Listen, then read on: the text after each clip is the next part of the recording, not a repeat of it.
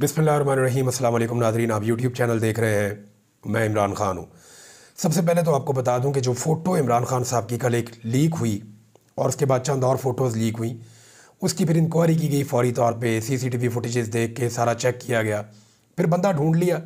वहीं पे अदालती अमले का एक बंदा था, उसको मुअत्तल भी कर दिया गया है और कानूनी कार्रवाई की जाएगी। जो कार्रवाई थी वो तो हो गई है। और ये जो फ़ोटो इमरान ख़ान साहब की बाहर आई है, इसने तहलका मचा दिया है पूरे पाकिस्तान में नहीं, पूरी दुनिया में। मैं चंद इंटरनेशनल मीडिया के जो बड़े बड़े जरीदे हैं उनके नाम लूँगा, जिस पे इमरान ख़ान साहब की इस खबर को बहुत बड़ा बड़ा करके शाया किया गया है। अल जज़ीरा में, अल जज़ीरा ने इस पर लिखा, gelled ex prime minister Imran Khan appears before Pakistan top court by video link. इसी तरह रॉयटर्स ने भी इससे मिलती जुलती खबर लिखी है। अरब न्यूज़ ने इसको लिखा है, द इंडियन एक्सप्रेस ने लिखा है, फाइनेंशियल एक्सप्रेस ने लिखा है, यूरोप और अमेरिका के अखबारात ने इसको रिपोर्ट किया है। तो पूरी दुनिया में ये एक बहुत बड़ी खबर बनकर रिपोर्ट हुआ है। यानी तस्वीर बाहर आने के बाद से लेकर अब तक इमरान खान साहब तवज्जो का मरकज़ है। अदालत के अंदर से जो रिपोर्टर्स और जो सहाफ़ी बाहर आए, जो वकला आए, उन्होंने बताया कि कोई भी देख ही नहीं रहा था बेंच की तरफ। इवन जजेस भी वो कह रहे थे कि चोरी चोरी इमरान खान की तरफ देखते थे और वो उसको देखना चाहते थे। जो अदालती अमला है वो भी इमरान खान को ही देख रहा था, जो वकला हैं वो भी इमरान खान को देख रहे थे, जो सहाफ़ी और जो बाकी लोग मौजूद थे अदालत के अंदर, वो सब इमरान खान को देख रहे थे और इमरान खान को ही देखना चाह रहे थे। ये मामूली बात नहीं है। इससे पहले भी बड़े लीडर पेश होते रहे हैं। नवाज शरीफ साहब खुद चलकर अदालत में गए हैं, कभी ऐसी पजीराई नहीं मिली। और बहुत सारे लोग अदालतों में पेश होते रहे हैं, लेकिन जो इज़्ज़त अल्लाह ताला ने इमरान खान के हिस्से में लिखी है, यानी अल्लाह ताला किसी को कोई चीज़ दे रहा हो ना, तो फिर आप उससे लड़ नहीं सकते। मेरा ये मानना है कि अल्लाह रब्बुल इज़्ज़त है, वो इज़्ज़तों का मालिक है, इज़्ज़तों का रब है। अगर वो किसी को इज़्ज़त दे रहा है तो कोई और छीन नहीं सकता। अगर वो किसी को हिम्मत दे रहा है तो उससे कोई हिम्मत छीन नहीं सकता। वो किसी को सब्र दे रहा है तो कोई उससे सब्र छीन नहीं सकता। और किसी को ताकत दे रहा है तो कोई उससे ताकत नहीं छीन सकता। आज मकबूलियत इमरान खान के साथ है। आज इमरान खान को अल्लाह ताला इज़्ज़त दे रहे हैं, तो कोई ज़मीनी खुदा उसको नहीं छीन सकता। वो जितना मर्ज़ी ताकतवर हो, जितना मर्ज़ी ज़ोर लगाए, जब तक मेरा रब नहीं चाहेगा, कोई उसकी इज़्ज़त का एक ओंस भी उससे नहीं ले पाएगा, एक ज़र्रा बराबर इज़्ज़त कम नहीं कर पाएगा। और ये बहुत बड़ी हकीकत है, इससे हम भाग नहीं सकते। ये तो इमरान खान साहब का सामने आना, अब इंतज़ार रहेगा अगली पेशी पे क्या होता है। तो ये एक नया मामला शुरू हो गया है, इसको जल्द सुप्रीम कोर्ट ऑफ पाकिस्तान को मंतकी अंजाम तक पहुंचाना पड़ेगा। दूसरी जानिब जो एक सहाफ़ी अगवा हो गए हैं, गायब हो गए हैं, अहमद फराज साहब, उनके बारे में केस चल रहा था इस्लामाबाद हाई कोर्ट में। जस्टिस मोहसिन अख्तर कियानी साहब ने परसों, जब वो नहीं मिले थे, तो पहले ही दिन उन्होंने बड़े सख्त ऑर्डर्स दिए थे और उसके बाद उन्होंने एसपी को बुलवाकर कहा था शाम 6 बजे। अगले दिन जब दोबारा सारे आए तो फिर अब जो जज साहब के रिमार्क्स हैं या जो उन्होंने फ़ैसला दिया, उस हवाले से मैं आपको बताता हूँ। एक तो जज साहब ने कहा कि मेरी राय है कि कानून साजी हो और गुमशुदगियों में मुलव्वस अफराद को फांसी दी जाए, असल बात वही है।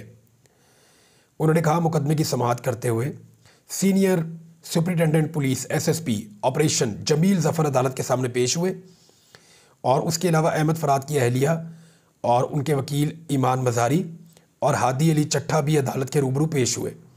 दौरान समाअत अदालत ने इस्तफ़सार किया कि पेशरफ्त क्या है।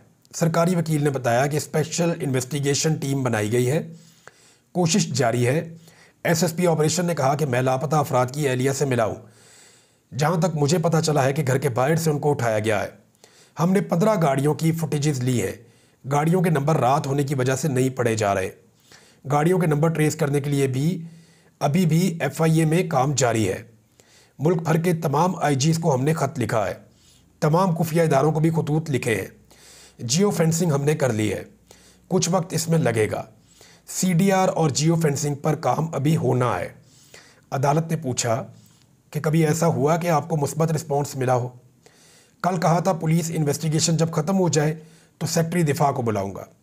असिस्टेंट अटॉर्नी जनरल साहब, सेक्रेटरी दिफा को बुलाने का यही वक्त है।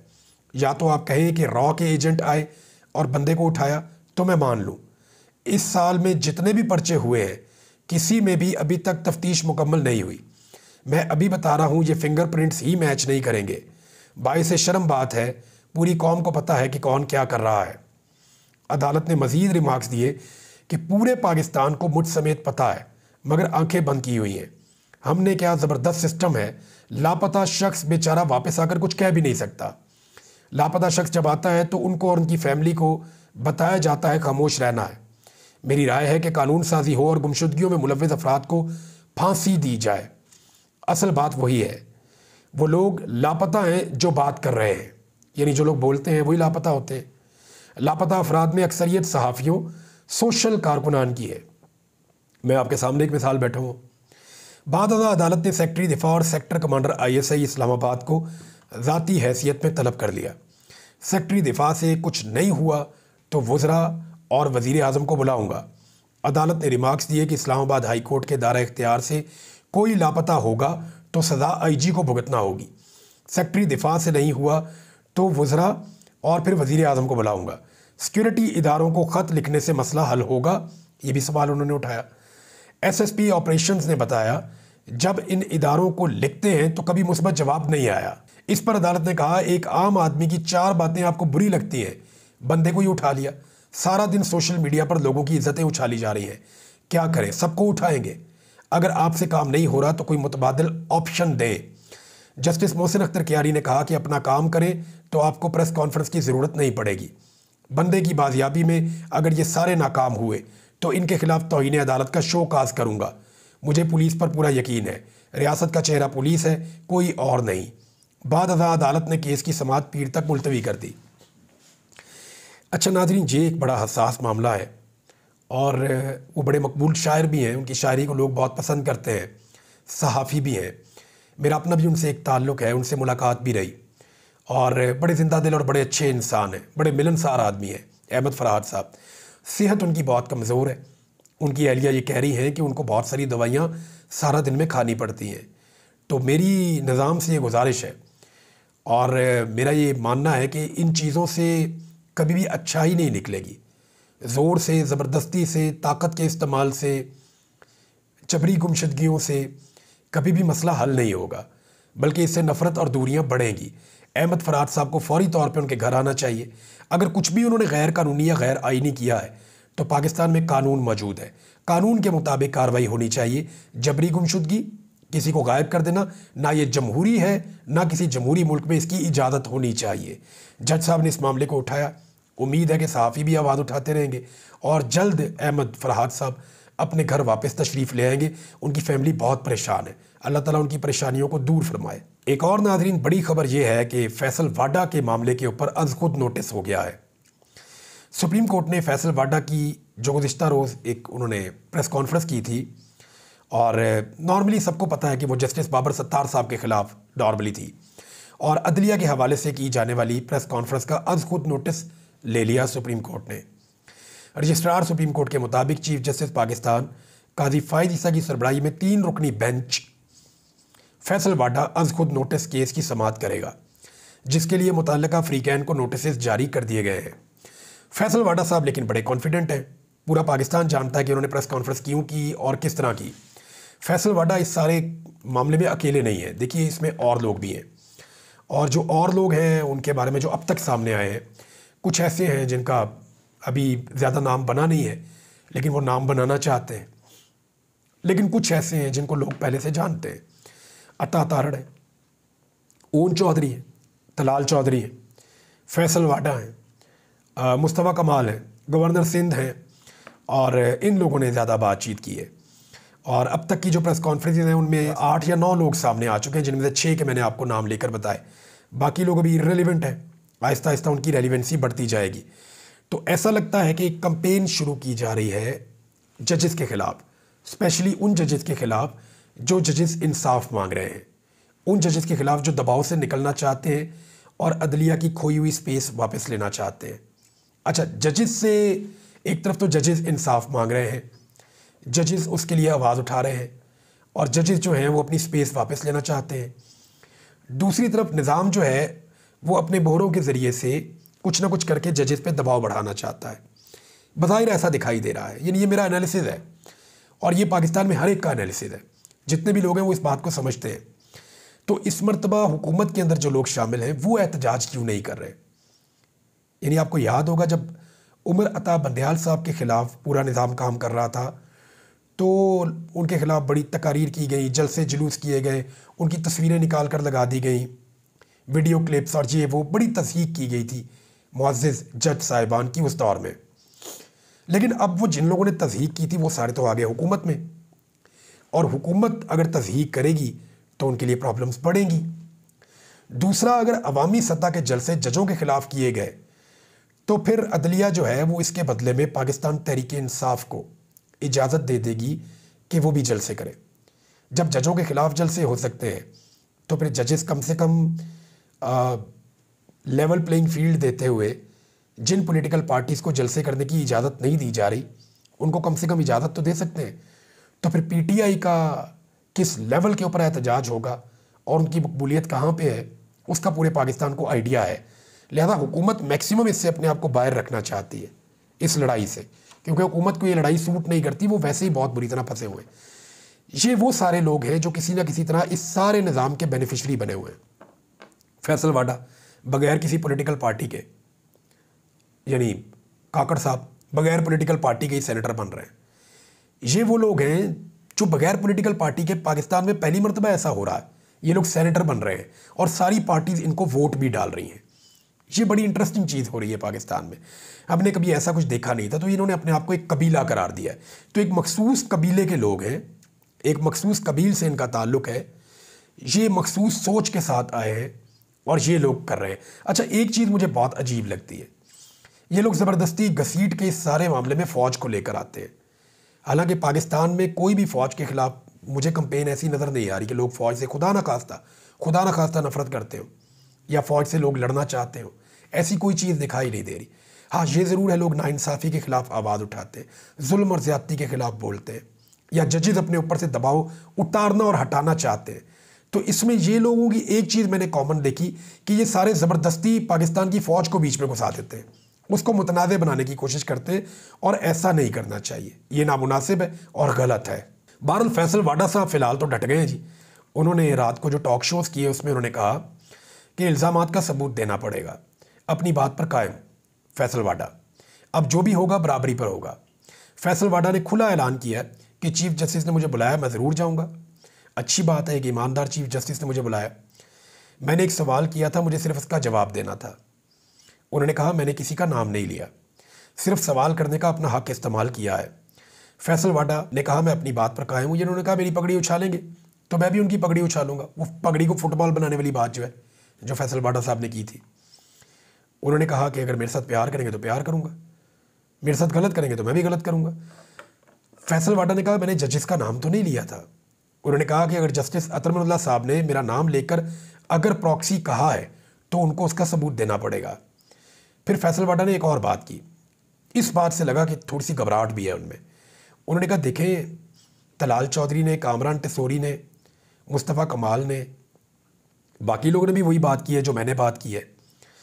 तो फैसल वाडा ने कहा कि जी मैंने अगर ये बात की है और बाकियों ने भी की है तो फिर मुझे अकेले को क्यों बुलाया गया है। यानी फिर उन्होंने ये भी कहा कि मैं इंटरनेशनल कोर्ट तक लेके जाऊंगा मामला, जो भी होगा बराबरी पर होगा।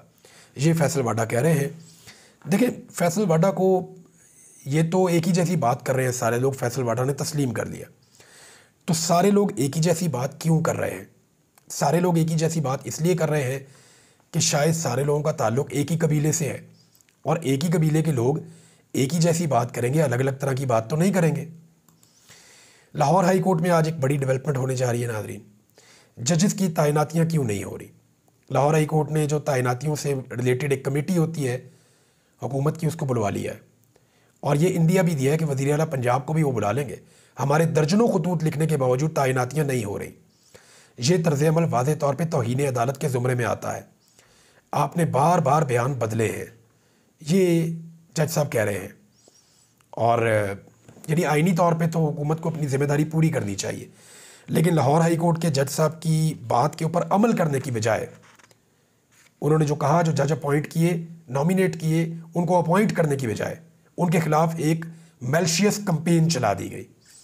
इसी तरह जजों को दबाने के लिए पंजाब में, वफाक में, हर तरफ कोशिशें हो रही हैं, लेकिन ऐसा लगता है कि जजेस डट गए हैं और खड़े हो गए हैं।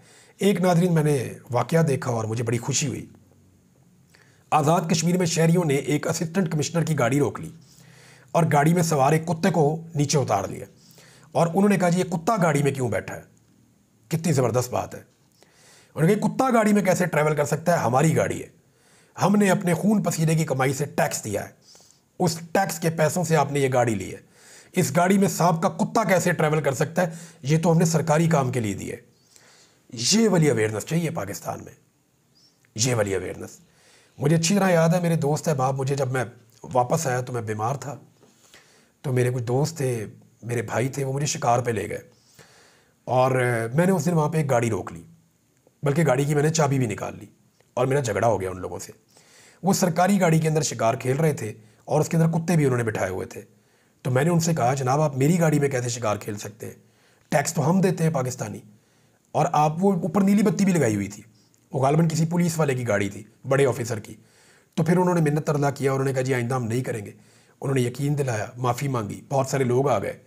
फिर मैंने जो मकामी लोग थे उनको चाबी देकर कहा, मैंने कहा जी आप इनका फ़ैसला कर लें, मैं जा रहा हूँ शिकार खेलने। इस तरह का एक वाक़या हुआ था। अब चंद महीने हो गए हैं तो एग्जैक्टली ऐसे ही था। तो ये आपको रोकना पड़ेगा नाज़रीन। यानी मैं स्कूल के बच्चों से ये दरख्वास्त करता हूँ कि आपके स्कूल में कोई बच्चा सरकारी गाड़ी पे है ना अपने अब्बू की प्रोटोकॉल के साथ, तो आपने उसको पूछना है और आपने कहना है कि यार तुम हमारी गाड़ी में क्यों आए हो, टैक्स तो हम देते हैं, तो तुम हमारी गाड़ी में क्यों ट्रैवल करते हो, तुम्हारे पास अपनी गाड़ी नहीं है? नहीं है तो पैदल आओ, रिक्शे में आओ। लेकिन अपने बाप के प्रोटोकॉल के साथ अगर किसी बच्चे को आप देखें कि वो सरकारी गाड़ी में आए, तो बाकी बच्चों को चाहिए कि उससे पूछें ज़रूर, ताकि वो जो बाप है वो सरकारी ख़जाने के ऊपर बोझ ना बने। सरकारी पेट्रोल पे, सरकारी प्रोटोकॉल पे, सरकारी गाड़ी पे, सरकारी नंबर प्लेट, सरकारी बत्ती ऊपर चल रही है, उस गाड़ी के अंदर तो बच्चे को स्कूल नहीं आना होगा ना। तो बाकी बच्चों को चाहिए कि अभी से रोकें, ताकि उस बच्चे की आदतें भी ठीक हो और उसके अब्बू की आदतें भी ठीक हो। ख़वातीन से गुजारिश है कि अगर आप बाज़ार के अंदर देखें और आपको नज़र आए कि सरकारी गाड़ी के अंदर कोई खातून जो है वो शॉपिंग करने आ गई हैं, तो आप उनसे ज़रूर पूछें कि आप हमारी गाड़ी में शॉपिंग क्यों कर रही हैं, क्या आपके पास अपनी गाड़ी नहीं है शॉपिंग करने के लिए? अगर नहीं है तो रिक्शे में आइए, बस में आइए, वैगन में आइए। बहुत सारी औरतें हैं वो वैगन में जाती हैं, बस में जाती हैं, रिक्शे में जाती हैं, बहुत सारी ख़वातीन पैदल चलती हैं। आप भी ऐसा ही कीजिए, अपनी औकात में रहिए। ये जो गाड़ी है ये हमने सरकारी काम के लिए दी है, इसमें पेट्रोल जो है वो हमारे खून पसीने की कमाई का फूंका जा रहा है। तो ख़वातीन से भी गुजारिश है कि वो अपने आसपास आने वाली ख़वातीन को ज़रूर शर्मिंदा करें, ताकि वो भी और उनके हस्बैंड वो इन मामलों से बाज रहें। अब तक के लिए इतना ही। अपना ख्याल रखिएगा, अपने इस चैनल का भी। अल्लाह हाफ़िज़।